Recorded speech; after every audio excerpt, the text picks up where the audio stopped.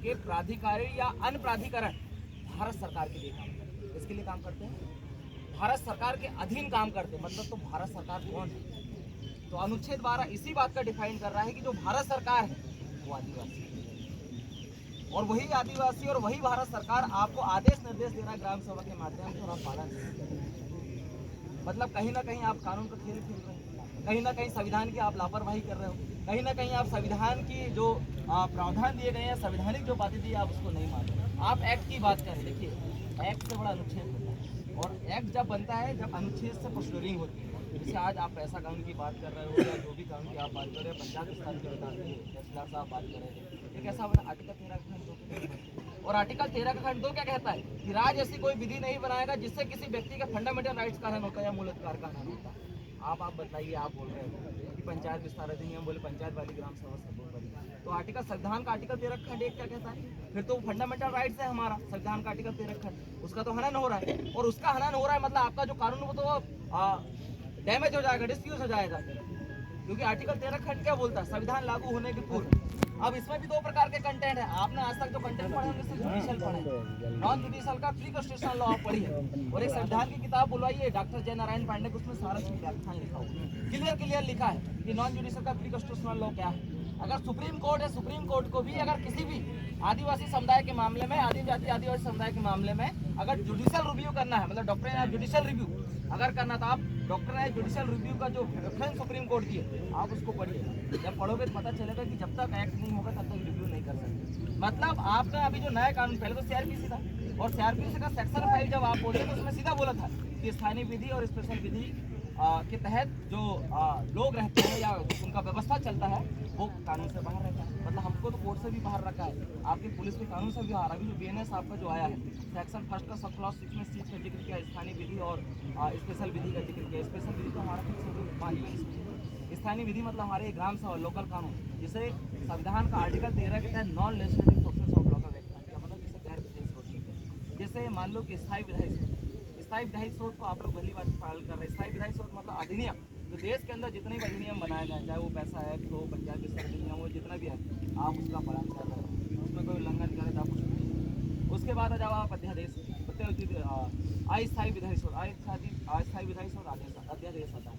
आप जो राष्ट्रपति राज्यपाल के द्वारा जो अध्यादेश या आदेश लाए, कोई प्राधिकरण के द्वारा कोई अध्यादेश लाएगा आप उसका पालन करें। तीसरी बात है आपका प्रत्योजित विधायी स्रोत। प्रत्योजित विधायी स्रोत कार्यपालिका काम करती है, जो अनुच्छेद 240 करता है। उसके आदेश निर्देश अध्यादेश अधिनियम उपनियम विधि आप उनका पालन करें। और उसके बाद एक और जो कानून आता है जो संविधान का आर्टिकल 13 कहता है, जो गैर विधायी स्रोत है, जो non legislative sources of law, आप उसका पालन नहीं कर रहे हो। मतलब परमानेंट लॉ का आप पालन कर रहे हो, टेम्परेरी लॉ का आप पालन कर रहे हो, डेलीगेशन लेजिस्लेशन ऑफ लॉ का आप पालन कर रहे हो, पर non legislative sources of law का आप पालन नहीं कर रहे हो।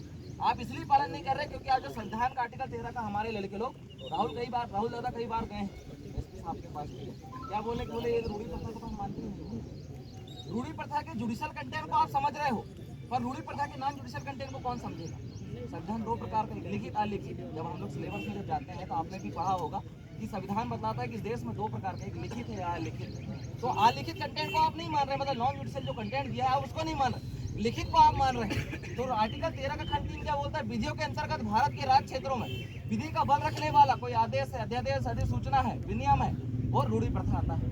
मतलब सारे कानून को आप मान रहे हैं, पर जो रूढ़ी प्रथा है, जो गैर विधायी स्रोत है, जो हमारा non legislative sources of law है, जो हमारा नॉन जुडिशियल गवर्नमेंट है, आप उसके कानून के, उसके आदेश को, निर्देश को आप लोग नहीं मान रहे। मतलब आप कहीं ना कहीं कानून का खेल कर रहे हैं। तो वही बात आपसे बोला गया कि जैसे अभी साहब से पूछा गया है कि आप बोल रहे हैं सरकारी जमीन, तो सरकारी जमीन का वैध दस्तावेज क्या है? हमने आरटीआई लगाया दिल्ली में विधायी विभाग में, पूछे कि भारत के राज्य क्षेत्रों में आप सरकारी जमीन कहते हो, सरकारी जमीन है तो उसका दस्तावेज बताइए। आपके कार्यालय जब आए बोले इसकी कोई जानकारी नहीं। और जब फिर आप 28 जनवरी 2011 सुप्रीम कोर्ट का जजमेंट आप उठाओ, जगपाल सिंह बनाम पंजाब राज्य सुप्रीम कोर्ट जजमेंट, उसमें क्या बोला है कि भारत के राज्य क्षेत्रों में ग्राम समुदाय को विरासत में मिली समान पड़ती भूमियां, नदी की हो, नाला की हो, कुआं की हो, तालाब की हो, बावली की हो, या डरी पड़ी जमीन हो, छोटे घास की, बड़े घास की, जितने भी जमीन हो वो ग्राम सभा के अंतर्गत आती है। अब ग्राम सभा के अंतर्गत आती है तो ग्राम सभा कौन है? देश का सुप्रीमो है। और आप इस बात को नहीं मान पा रहे हैं। क्यों नहीं मान पा रहे हैं? क्योंकि आप ग्राम सभा को नहीं समझ रहे हो। आप बतला रहे हो पैसेट वाली भी ग्राम सभा, पंचायत वाली भी ग्राम, ये तो डाइवर्सन करने का काम है। हमने थोड़ी ना बोला कि हमारी ग्राम सभा को तोड़ने के लिए आप पैसा कानून की ग्राम सभा लाओ। हमने थोड़ी ना बोला कि पंचायत वाली ग्राम सभा हमको तोड़ने की लाओ।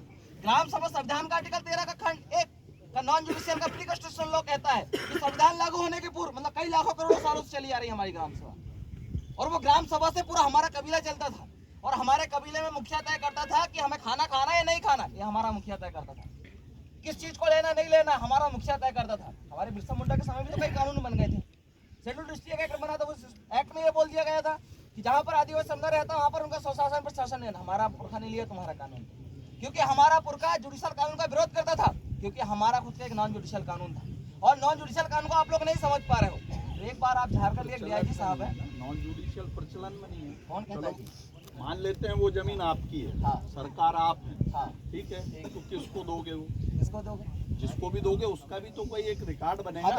अभी सर के सामने मैंने बोला था कि आप संविधान को मानते हैं, सर ने बोला हाँ, तो ये चीजें संविधान में ही लिखी थी। वही तो, उसके लिए भी एक व्यवस्था बनेगी ना, किसी को भी दिया जाएगा, लिया जाएगा, नाम पे चढ़ेगा, नामंत्रण होगा, रिकॉर्ड पे आएगा, संविधान में वही तो व्यवस्था होगी। संविधान में सरकार की है, मान ली हमने, सरकार की है, आप भी सरकार, एक ग्राम सभा तय करेगा ना जी। बिल्कुल।